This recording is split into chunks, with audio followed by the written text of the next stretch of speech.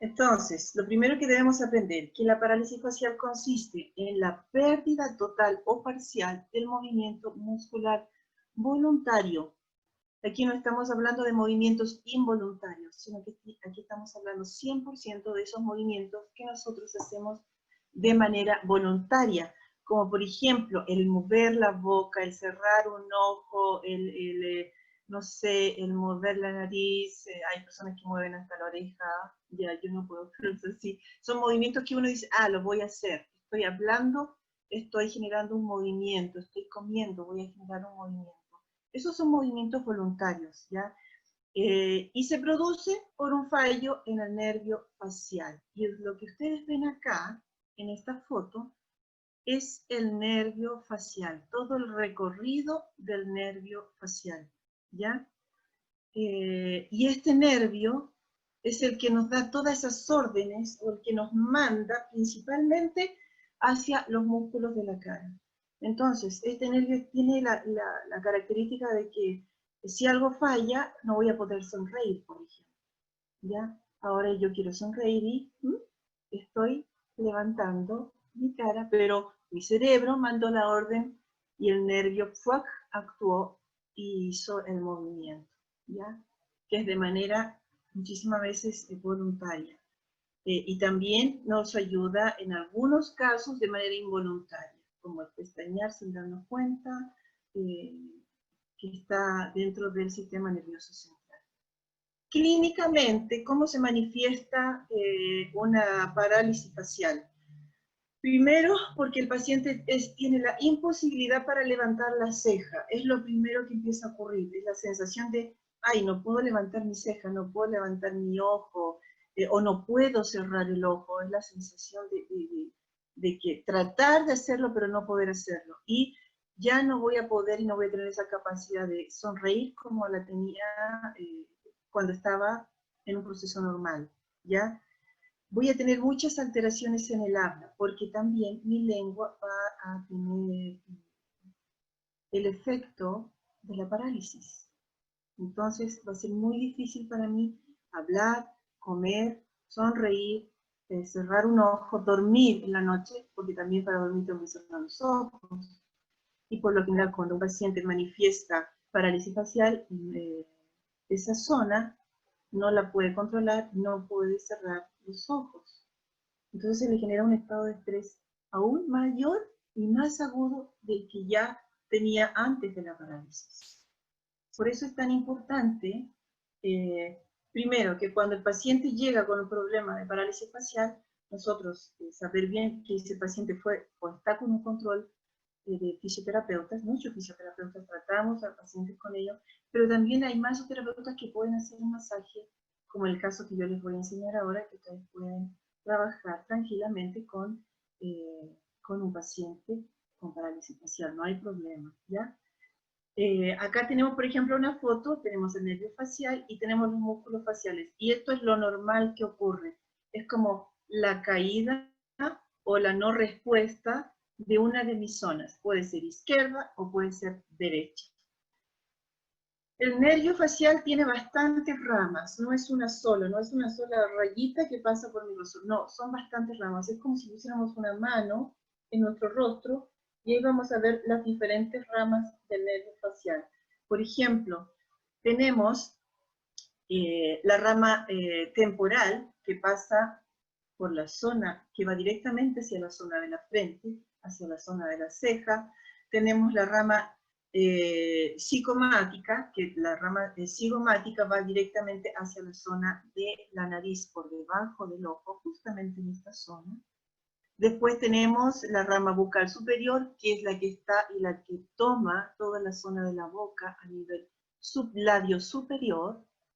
Tenemos, después se abre en 3 ramas pequeñas, y ahí tenemos la bucal inferior, que es la que está en esta zona, que toma desde la barbilla hacia atrás, y tenemos la marginal de la mandíbula, que toma esta línea justo aquí enfrente, donde tengo la zona de la pera, hacia atrás, solo mandíbula, y rama cervical que va hacia toda la zona de mi cuello. Entonces, ¿por qué les muestro esto? Porque lo primero que debemos saber es dónde inicia el nervio facial. Muchas veces nos va a tocar de que vamos a tener problemas con algún paciente de que tuvo un accidente o hay una compresión en alguna zona del nervio, ¿ya? Porque no necesariamente viene el problema del tronco, ¿ya? De la corteza cerebral. Viene de una zona específica. Entonces, cuando ustedes hacen un masaje, ahora lo vamos a ver en el práctico, vamos a tratar en general el todo de lo que podría tener el problema o que podría generar el problema, porque no sabemos qué fue lo que generó el daño, el cortocircuito, dónde, si fue la rama temporal, si fue la rama cigomática. Entonces lo que tenemos que hacer es trabajar el todo, el todo, el todo, el todo, y se van a dar cuenta en el masaje, ¿ya? Este nervio es muy, muy importante, sale de la corteza entonces cerebral, hay una conexión directa con el sistema nervioso central. Entonces es valiosísimo para mí que ustedes puedan aplicar una buena técnica de liberación o de normalización o equilibrio nuevamente del sistema nervioso central. ¿Ya? Yo les voy a enseñar una hoy que van a poder ayudar y nivelar un poco, porque de repente hay que darle un poco de ayuda al sistema nervioso. El sistema nervioso colapsa. Colapsas por múltiples cosas, pero nosotros tenemos la posibilidad de ayudar al sistema nervioso. ¿Ya?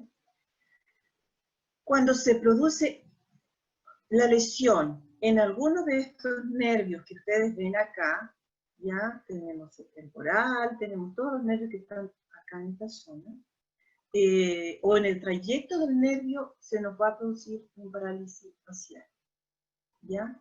Entonces, como les repito, no sabemos cuál es, tenemos que trabajar en todo. Las causas de parálisis facial suelen ser varias, muchísimas, pero el daño en sí es simplemente la hinchazón del nervio facial, o también puede ser daño en la zona del cerebro, eso ya es un poquito más complicado.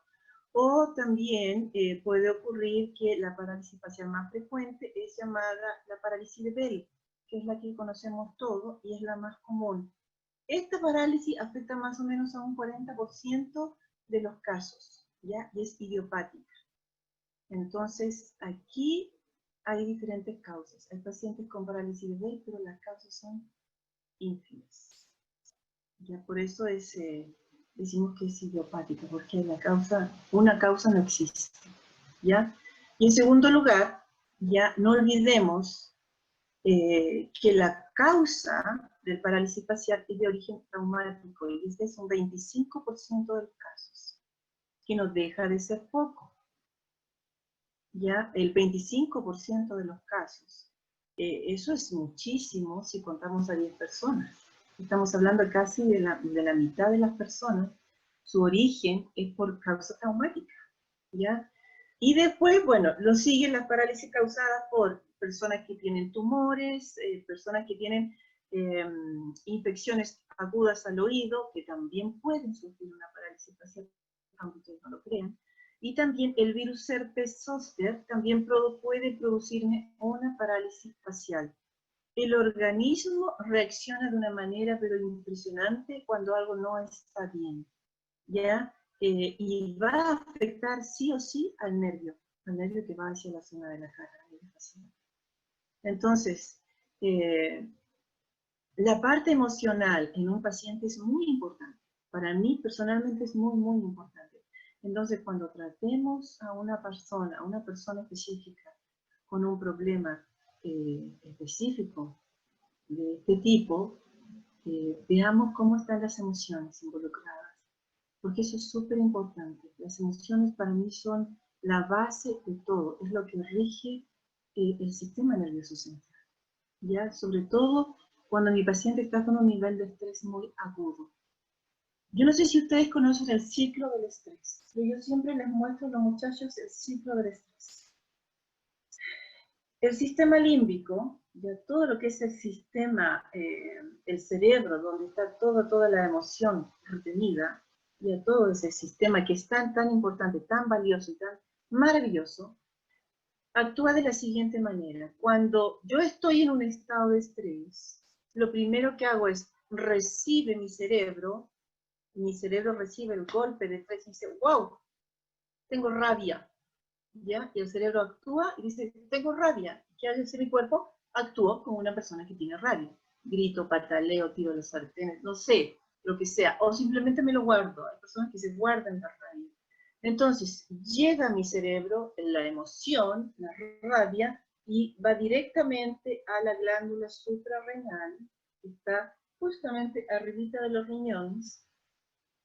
La glándula suprarrenal es la encargada de enviar todo lo que tiene que ver con el cortisol, con la cortisona, todo lo que envía a la emoción y dice, baja la revolución, ayúdate un poquito, nivélate, o actúa de tal o cual manera. Y eso va directamente a los músculos y a los órganos, específicamente a un órgano que está con más de 800 funciones en nuestro cuerpo. Y ese órgano es el hígado. Entonces, se van los órganos afectados, la emoción, porque cada emoción va a un órgano diferente.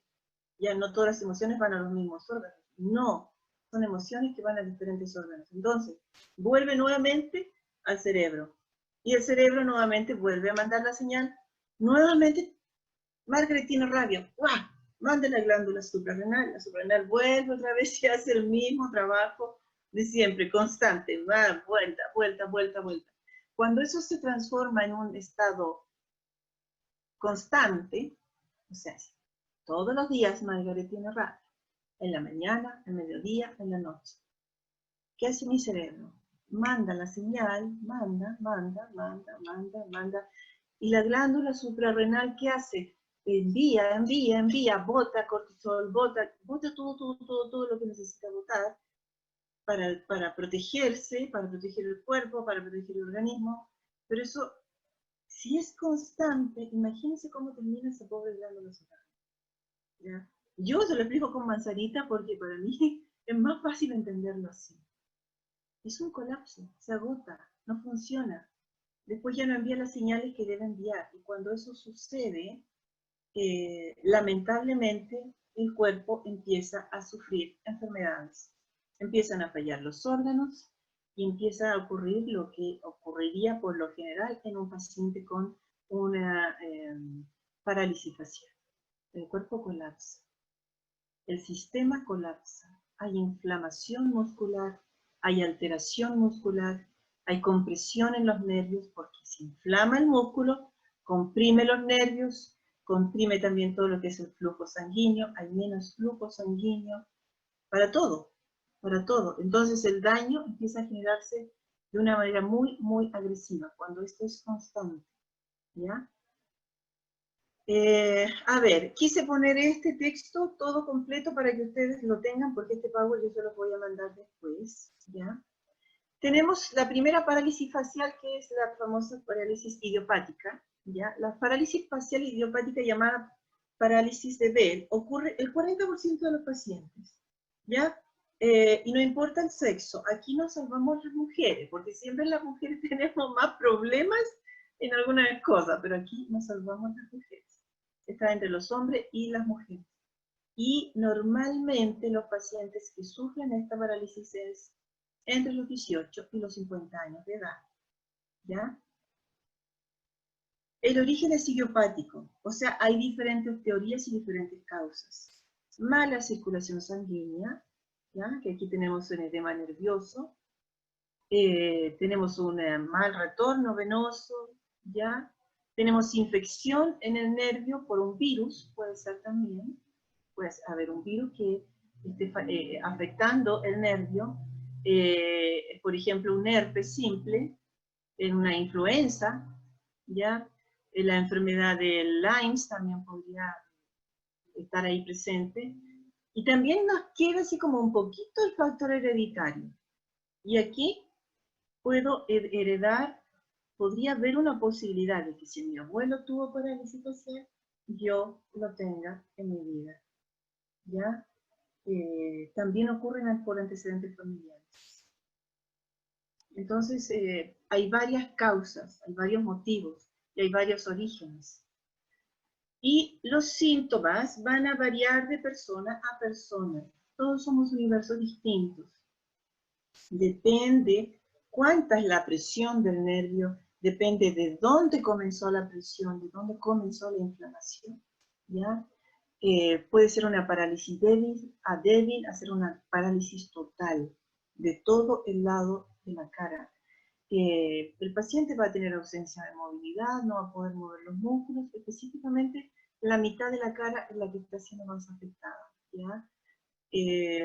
Va a haber una pérdida de expresión, o sea, como su rostro está caído, sin fuerza, que no tiene ese empuje que le da el nervio, no va a poder el músculo actuar, entonces va a haber un estado de una boca caída, la persona tiende a salivar porque hay un problema en la salivación también, no hay un control de la salivación, ¿ya?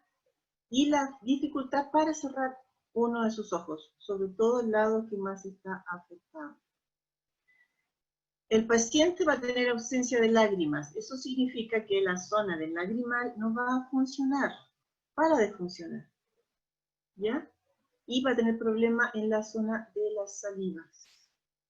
No va a tener el control de saliva. Va a tener ausencia de gusto, o sea, se pierde totalmente y va a ser una sensación de dormimiento, como si esa zona no fuera la parte mía. Como cuando uno toca, cuando se le duerme el brazo, no sé, la mano, y dice, ay, esto no es mi mano, es una sensación extraña. Eso es lo que siente el paciente. ¿Va a venir un dolor facial? Sí. O va a ocurrir, va a tener molestia, va a tener un dolor, va a tener sobre todo en la zona de los oídos, van a sentir sensaciones de ruidos muy fuertes. El conducto del oído va a perder totalmente su sensibilidad, entonces los ruidos van a ser mucho más agudos para estas personas. Y este síntoma me va a producir un problema de calidad de vida del paciente con un estado de estrés muy complicado. O sea, si ya antes estaba con estrés, antes de la parálisis, después de la parálisis va a venir otro estado de estrés. Por eso se recomienda trabajar mucho las emociones y bajar el nivel de estrés de un paciente con parálisis facial. En el entorno, en la casa, con la familia, y con un buen tratamiento, ¿okay? Hay tratamientos que son fisioterápicos de la parálisis facial. Hay varios, ¿ya? El primero, el que más me gusta a mí, es aplicar calor local. Antes de hacer un masaje a un paciente con parálisis facial, apliquen calor local. Yo por lo general ocupo toallas húmedas, calientes, y las pongo en la zona de su cara, como forrar su carita con una toallita calentita, así como para que se sienta el calor y los músculos van a relajar y la zona va a haber mayor circulación. Lo primero que me interesa es eso, que haya mayor circulación, ¿ya? Hay pacientes que le aplican, por ejemplo, en clínicas, electroterapia. La electroterapia es muy buena para estimular, ¿ya? Pero yo por lo general, y pienso además de muchos especialistas que pensamos lo mismo, ¡ay! Perdón, ese es mi bebé, lo siento. Ya, hay muchas personas, por ejemplo, que están usando electroterapia, pero aquí solamente estamos estimulando el músculo, aquí no estimulamos el nervio. Entonces lo que necesitamos es estimular el nervio, ¿ya? Y el masaje es una de las partes importantísimas para un paciente con problema de parálisis. Porque me va a ayudar a tener mayor circulación, porque voy a trabajar directamente en la zona, ¿ya? Voy a aumentar el calor en la zona, voy a ayudar a que el cuerpo reaccione nuevamente y se reconozca energéticamente, reconozca su estado, reconozca su músculo, reconozca la piel, reconozca todo. Yo voy a ayudar a eso, a la sensibilidad, ¿ya? Y los ejercicios que también son buenísimos. Hay, ¿cómo se dice? Hay un ejercicio de automasaje para pacientes con parálisis facial, que no es difícil, que ustedes se lo pueden dar a su paciente o a su cliente para que lo haga en casa hasta la siguiente terapia. Entonces así ustedes van trabajando con el paciente en casa y vamos trabajando como terapeutas de masaje con el paciente en la camilla, cuando lo tenemos en la camilla. ¿Ok? Bueno, aquí les tengo como un pequeño resumen para que ustedes lo tengan. Es como un resumen de la parálisis facial, ¿ya? Tenemos el lado con movilidad y el lado sin movilidad. Cuando el lado con movilidad, lo normal es que, por ejemplo, todas las ramas sensitivas van a estar actuando de manera perfecta. Y cuando tengo en el lado sin movilidad, va a pasar que va a haber un problema totalmente generalizado, ya ahí voy a tener problemas de la visión, voy a tener problemas del mover, del actuar, del sentir, ¿ya? Y me va a impedir hacer muchísimas cosas. Y tiende a caerse hacia el lado que está dañado, ¿ya? Por ejemplo, en el lado con movilidad yo puedo hacer esto con mi frente y puedo subir y bajar. Cuando el paciente está con parálisis, esta zona permanece lisa. O sea, no hay un movimiento, absolutamente nada de movimiento. ¿Ya?